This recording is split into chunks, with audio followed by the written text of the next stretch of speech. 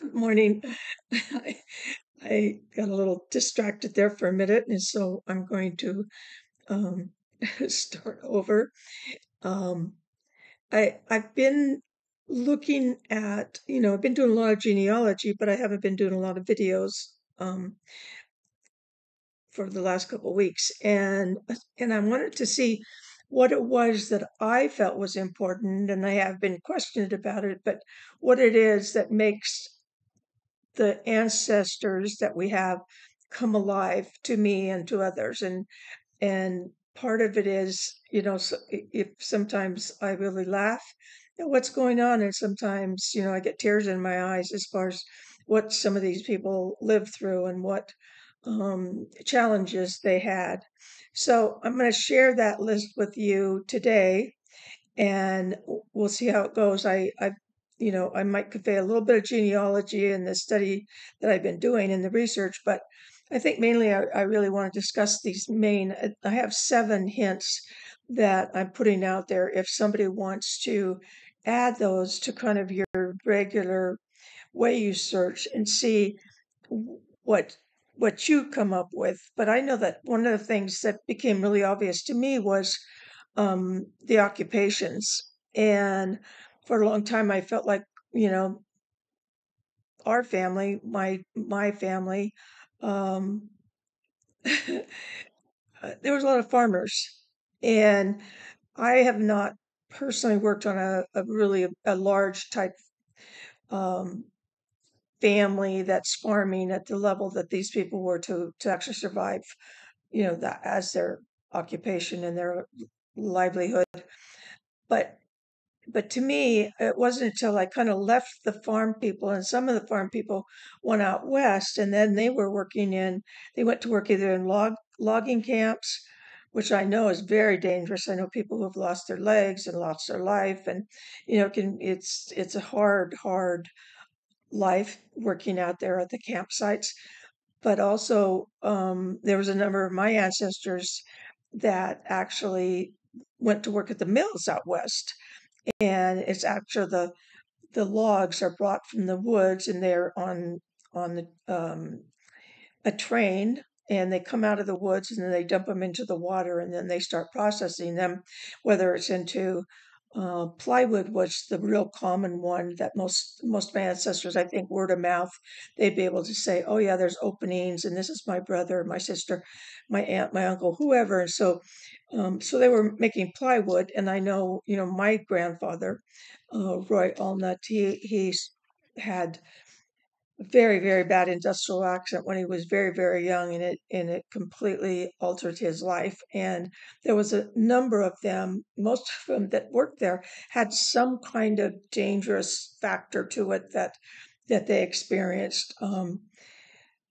Now, I think that um, there is, you have to take that in consideration and kind of get that feeling. Of course, I was there, and I actually would put a hard hat on and go out into these mill sites for various reasons, mostly in financial reasons and looking for reports or something like that. And oh my goodness, the noise alone, the smell of the chemicals that it took, like in the pulp to make, and they had a chlorine plant, and there was just a lot of that I was around when I was growing up, and I haven't been around it very much since.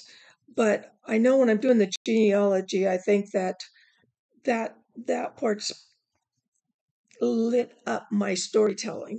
That gives a, whether what I would just like type in and say, oh, this person went out and worked at the plywood company. But I think that because of my knowledge base, or if there's something I'm missing, I do a lot of research to make sure I get the whole picture of that. Now, some of the people also worked in mines, which was really dangerous. They would have those little canaries down in those mines, and if the canary died, they knew they better get out of there because there was no more oxygen. And so, and even now, coal mines, I mean, people are still getting black lung disease, and it shows up, especially in Medicare paperwork. It'll say, "Do you have black lung?" disease. And, first I didn't realize that there was still that much going on in the coal mines.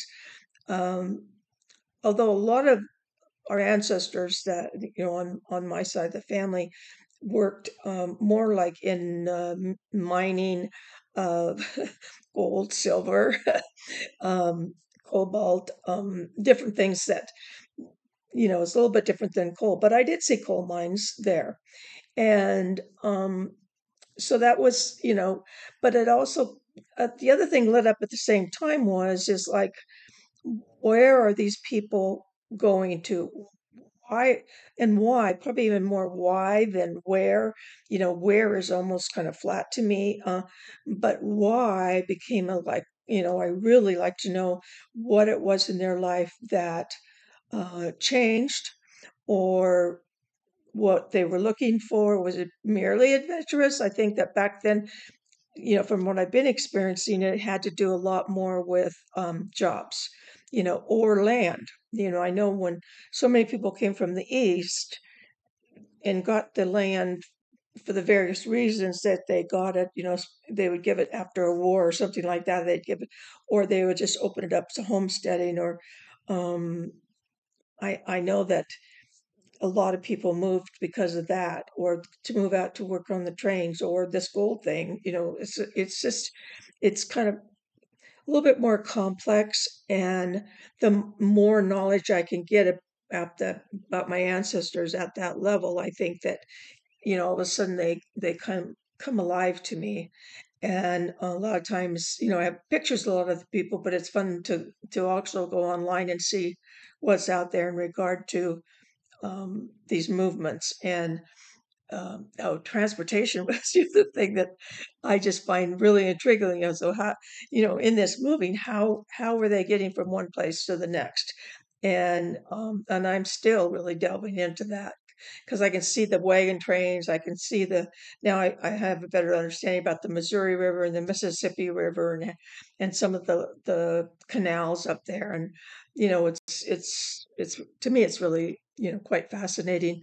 I think that the military aspect also has been an area where, it's easy to say, like my brother was in Vietnam, my dad was in World War II, and his dad was in World War One, and my sister's husband was in Korea and then in Vietnam for a while. But if you really kind of delve into it a little bit more, and have a better understanding of what that war was about.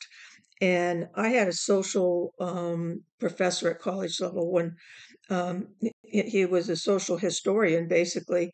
And so it wasn't quite so much about the wars, but it had to do with everything, how it affected socially the people. It wasn't just about memorizing, Grant and whoever was doing what in the Civil War. And um, so I think that kind of has really fascinated me, and I think it's really the direction I go with the storytelling. I want those details, and I've been working on some that were pretty interesting. That the Spanish War. I don't know a lot about the Spanish War, but I'm learning more about the Spanish War because I found an ancestor that was in the Spanish War. And there's a lot of pictures out there. There's in the movies. I mean, I watch movies a lot of times. I Just the other night I watched a World War II movie, and it was paratroopers and Normandy. And but when you realize your ancestor, your DNA matched people were put through that, and what that must have did to their life, not only while they were there, but if they happened not to get killed, how did they take that back with them? And I know wars have always, affected people in various ways. And the two wars, and I'm not going to probably be, is the last two I think about, Afghanistan and Iraq, and I hear stories about that, but they're not in that age bracket that I'm necessarily going to be doing any research on. The other thing that I think that is really, it's fascinating to me. It's kind of a sad area, but and I've mentioned it a couple times before, and I will actually do a spreadsheet on it, and I will list in one family all those people, how old were they when they died? And if I at all can get my hands on the death certificates, what did they die of? Now I know, the DNA classes that I've taken, I have a better understanding. I was at the doctor the other day, and I was explaining to her that we were asking, we were trying to figure out exactly DNA wise, but I told her, I said, on my dad's side, it's like he had a stroke, his mom had a stroke, his dad had a stroke. Now, on the other side, with my mom, she died of nothing at the age of 85. I mean, it was just a whole different, so to me, it's like, it's not making them alive, it's actually looking at their death. Also, I think that what affects a lot of families is when children die. Um, and and I think that, it's sad, and but I think about how how that affects the mother, the father, the people who are related, especially like if there was two, one was 3 years old, one was 4 years old. So that gives you time to like really connect to that person, and then they die. And so then I go that extra distance and look at, was there um, some kind of virus going on, a flu, tuberculosis, what entered into the death of these people. And I like to kind of track. I wish I could get a death certificate on each person, because I think it would tell more of a story, but you still could get a pretty good idea of what they were living with. And one of the 7 things that I put down on my list of hints for becoming a better storyteller is, when you're looking at these people, look where they're, if you're on a census report, make sure you go up to the top and see, where are these census covering. And a lot of times it's not just a regular census of people going up and down the street in the farmland. It's actually, and personally, I found it a number of times, um, they're in mental uh, institutions. And I think the other thing about it, though, is like they didn't know what to do with people with Alzheimer's, or even dementia, or children who had probably ADD or whatever, things that they have drugs for now and other ways of dealing with. But back then, in those days, a lot of times they just put them in these mental institutions. That's where they lived. But it also plays into like, how do you feel if you're the mother of this child who is put into an institution like that for their life, their whole life. And I've ran into that. So I think that's important. Now, you know, cemeteries and newspapers have always been mentioned in any classes I've ever taken on any kind of genealogy, the amount of information that's there.